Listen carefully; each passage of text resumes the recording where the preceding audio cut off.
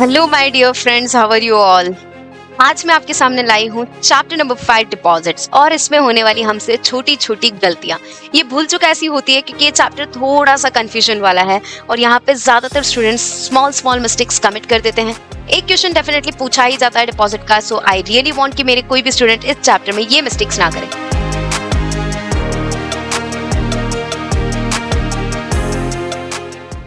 पहला मिसकंसेप्शन जो स्टूडेंट्स के दिमाग में होता है दैट इज पब्लिक कंपनी जो है वो पब्लिक से डिपॉजिट एक्सेप्ट कर सकती है।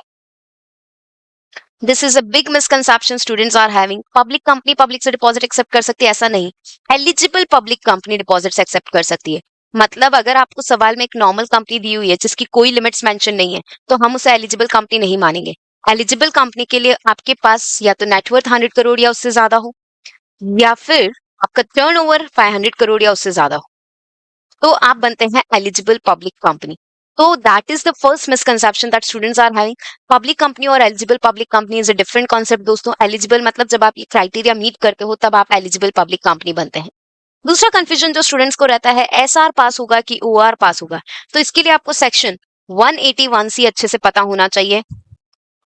181 सी में लोन्स एंड बोरोइंग्स की लिमिट्स दी है। Loans and borrowings less than अगर 181 सी है तो उसके लिए ओआर चलेगा, बट अगर इससे ज्यादा हो तो उसके लिए आपको एसआर पास करना पड़ेगा। अभी 181 सी में क्या है, लोन्स एंड बोरिंग्स की लिमिट्स, कि आपकी लोन्स एंड बोरिंग्स अगर total of paid up capital, free reserve या सिक्योरिटी प्रीमियम से कम है तो आप ऑर्डिनरी रेजोल्यूशन पास कर दो। बट अगर आपकी लोन्स एंड बोरिंग्स मतलब आप जितना बोरो कर चुके हो प्लस आप डिपॉजिट से जितना बोरो करने वाले हो, if it is exceeding your paid up capital, free reserve and security premium, तीनों का कंबाइन करके अगर उससे एक्सीड हो रहा है तो एसआर लगेगा। Third mistake, big mistake which is also asked in examination many time, charges वाला क्वेश्चन। चार्जेस के लिए एक्सक्लूसिवली बोला जा रहा है कि टेंजिबल असेट्स ही आपको काउंट करने हैं। अब जब मैं बोलती हूँ कि सिक्योरिटी दी है और चार्ज क्रिएट हुआ है तो इसमें आपके डिपॉजिट और उसके साथ साथ डिपॉजिट का इंटरेस्ट भी कवर होना चाहिए दोस्तों। जैसे कि लेट अस अज्यूम डिपॉजिट से हमारे 1 लाख के इंटरेस्ट है 10%। ठीक है, 1 लाख के डिपॉजिट इंटरेस्ट है 10%। इशू किए हमने 2 ईयर्स के लिए। सामने असेट्स गिरवी रखे हैं, goodwill, plant and machinery. Goodwill 30,000, plant and machinery 1 lakh. और आपको सवाल पूछा क्या ये डिपॉजिट्स फुल्ली सिक्योर्ड है। अब स्टूडेंट्स का कैसे माइंडसेट वर्क करता है, deposits 1 lakh, plant and machinery 1 lakh, tangible assets बराबर है और ये डिपॉजिट फुल्ली सिक्योर्ड है। No my dear friends, these deposits are not fully secured, क्योंकि ये जो आपका असेट है प्लांट एंड मशीनरी, ये आपके डिपॉजिट का इंटरेस्ट कवर नहीं कर पा रहा है, ये सिर्फ आपकी प्रिंसिपल अमाउंट कवर कर रहा है। इंटरेस्ट जो है अगर हम मान लेते हैं 20,000 इज द इंटरेस्ट, 10% एंड 10%, वो भी कवर होना चाहिए आपके सिक्योर्ड असेट से। जो सिक्योरिटी के तौर पे आप असेट्स दे रहे हैं, the interest should also be covered. Such questions has been asked in the past by ICI, जहां पे स्टूडेंट्स ये कॉमन मिस्टेक की थी, जहां पे डिपॉजिट का अमाउंट और असेट्स का अमाउंट एग्जैक्टली सेम था। तो स्टूडेंट्स को लगा कि नहीं ये डिपॉजिट्स तो फुल्ली सिक्योर्ड है। ये डिपॉजिट्स फुल्ली सिक्योर्ड नहीं थे, ये अनसिक्योर्ड है, क्योंकि यहाँ पे आपका इंटरेस्ट जो है वो कवर नहीं हो रहा था। So that is also a common mistake done by the students. Next one, it is related to exemption to startup company. Startup company को 2 जगह एग्जाम्पशन दिया है। पहला एग्जाम्पशन आता है, first exemption is relating to issue of circular, submit to ROC. ये आपके first exemption की बात हो रही, डीआरआर अकाउंट में पैसे डिपॉजिट करना, नो डिफॉल्ट का सर्टिफिकेट लाना, ये सब एक स्टार्टअप कंपनी को जरूरत नहीं है करने की अगर वो डिपॉजिट एक्सेप्ट करिए from the members, not required to be done.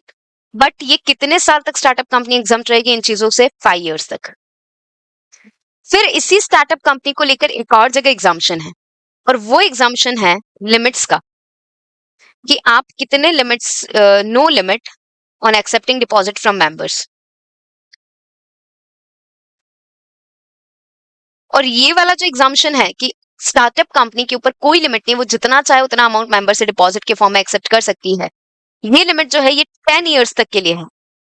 तो मैं ऐसा बोल सकती हूँ फर्स्ट 5 इयर्स में तो फॉर्मेलिटीज भी नहीं करनी और कोई लिमिट भी नहीं है, पर 6th ईयर से जब आपके ऊपर लिमिट्स एप्लीकेबल नहीं है बट आपको ये वाली फॉर्मेलिटीज तो करनी पड़ेगी, so I hope you understand the difference between these two exemption. First वाला एग्जाम्पशन जो फॉर्मेलिटीज से उसको एग्जाम किया है वो 5 years के लिए किया है, और जो लिमिट से एग्जाम्पशन दिया है वो 10 years के लिए दिया है. तो we can say that from 6th year the startup company should also be doing this. उसको भी ये सारे के सारे फॉर्मेलिटीज करने पड़ेंगे जो कि एक नॉर्मल कंपनीज कर रही है. सो आई होप फ्रेंड्स आपको ये डिफरेंस क्लियरली पता चल रहा होगा कि कौन सी ईयर से कौन सी फॉर्मेलिटीज एप्लीकेबल होगी और स्टार्टअप कंपनी को किस हिसाब से एग्जाम्पशन मिला है.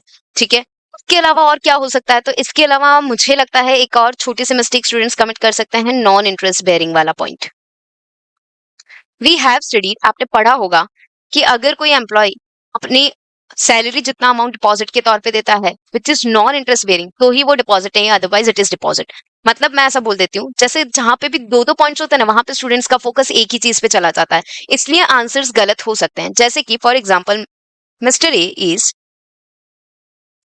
Employ of ABC limited. वो एबीसी प्राइवेट लिमिटेड या लिमिटेड के एम्प्लॉय हैं. ठीक है. मिस्टर ए की एनुअल सैलरी है 50,000. Mister A gave a deposit worth 40,000 to ABC, on which company will pay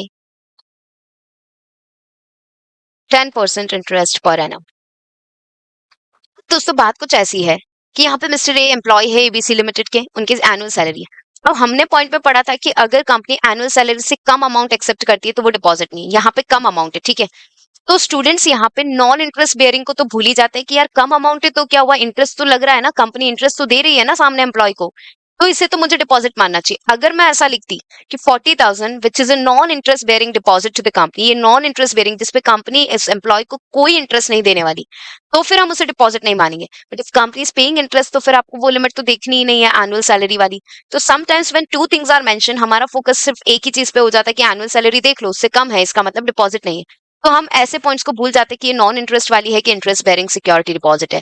so that is what students need to be careful of. So friends I hope आपको ये points अच्छे लगे होंगे, ये loop holes पसंद आए होंगे जो चैप्टर नंबर 5 से मैंने आइडेंटिफाई किए हैं, where I feel students may commit mistakes. Stay tuned, we will bring more of such videos to you. Stay tuned and thanks for watching friends.